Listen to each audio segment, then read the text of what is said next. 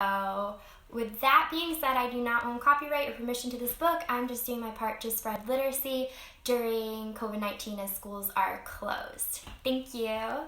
Alexander and the Terrible, Horrible, No Good, Very Bad Day by Judith Viorst.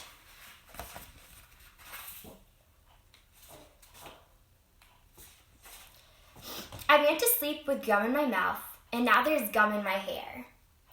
And when I got out of bed this morning, I tripped on the skateboard, and by mistake, I dropped my sweater in the sink while the water was running, and I could tell it was going to be a terrible, horrible, no good, very bad day.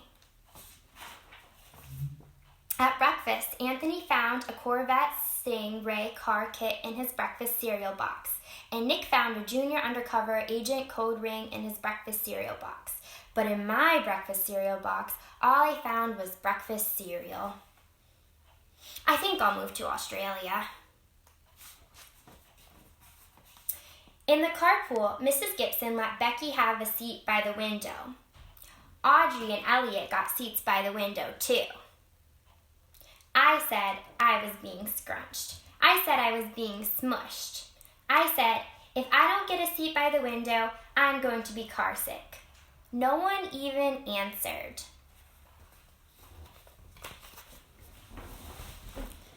I could tell it was going to be a terrible, horrible, no good, very bad day.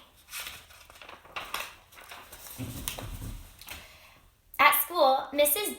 Dickens liked Paul's picture of the sailboat better than my picture of the invisible castle. At singing time, she said, I sang too loud. At counting time, she said, I left out 16. Who needs 16? I could tell it was going to be a horrible, terrible, no good, very bad day.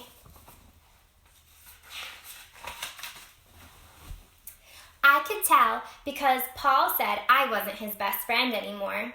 He said that Philip Parker was his best friend and that Albert Moyo was his next best friend and that I was only his third best friend. I hope you sit on a tack, I said to Paul. I hope the next time you get a double-decker strawberry ice cream cone, the ice cream part falls off the cone and lands in Australia.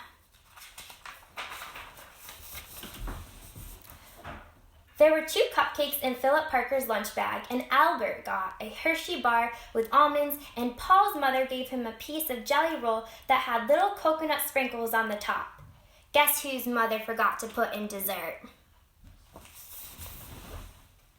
It was a terrible, horrible, no good, very bad day.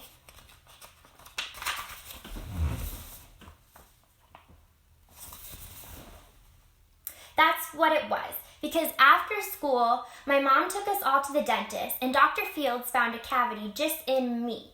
Come back next week and I'll fix it, said Dr. Fields. Next week, I said, I'm going to Australia. On the way downstairs, the elevator door closed on my foot, and while we were waiting for my mom to get the car, Anthony made me fall where it was muddy, and then when I started crying because of the mud, Nick said I was a crybaby, and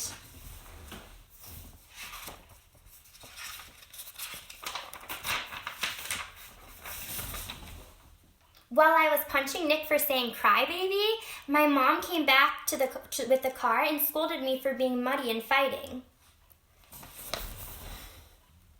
I am having a terrible, horrible, no good, very bad day, I told everybody. Nobody even answered.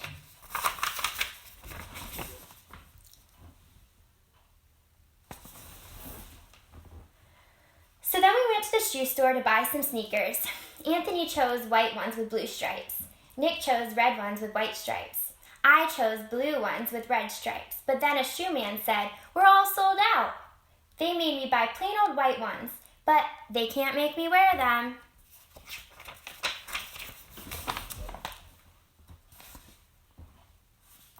When we picked up my dad at his office, he said I couldn't play with his copying machine. But I forgot.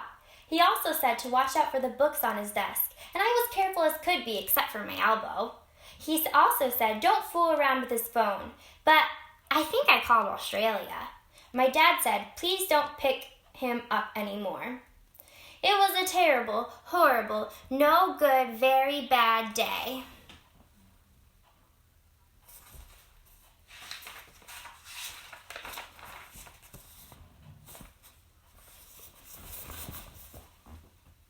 There were lima beans for dinner, and I hate lima. There was kissing on TV, and I hate kissing.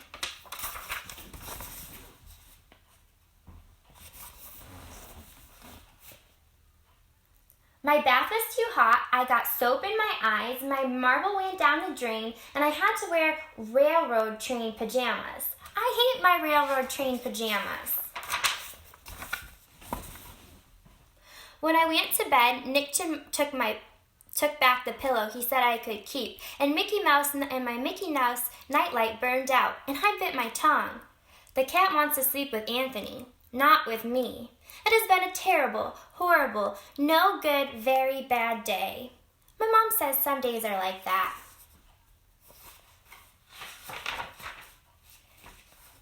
Even in Australia. Thanks everyone for listening. I'm going to leave this on my Facebook account for the following week or so, and then I'm also going to post it on my YouTube account, Torina Swanson, so TorinaSwanson. So for those of you who didn't get the chance to tune in now, you'll be able to watch it on YouTube. For those looking for some activities to do while we are home from school, I have a question for you all. Write about or draw a bad day that you had. How did you get through this bad day? So I would love to see your answers to this question. I'm going to post a PDF of a worksheet for people of all ages to complete and send back to me. I'd love to see your responses to the question. For those of you who are in younger elementary grades and need a sentence starter, I'd love for you to draw a picture of a bad day that you had in the box. And then I want you to write, I got through a bad day, and then explain how did you get through a bad day. So for me, what I would do is I would draw a picture of myself falling off a horse, and then I would write, I got through a bad day with the help of my family. So I'd love to see your responses to this question. I'm going to post a PDF of this document on my page, and please send those to me. I'd love to see them. So I'm going to sign off for now. Again, I don't have copyrights to this book, just doing my part to spread literacy during this time. I know a lot of us feel like we're having a no good, very bad day or even week, but like Alexander and the terrible, horrible, no good, very bad day, we all have bad days and we'll get through them. And no matter where you are in the world right now, bad days happen to everyone, but like I said, we'll get through them. So with that being said, I'm going to sign off, but I will be back on tonight at 8:30 p.m. with a chapter book for some of your older kids.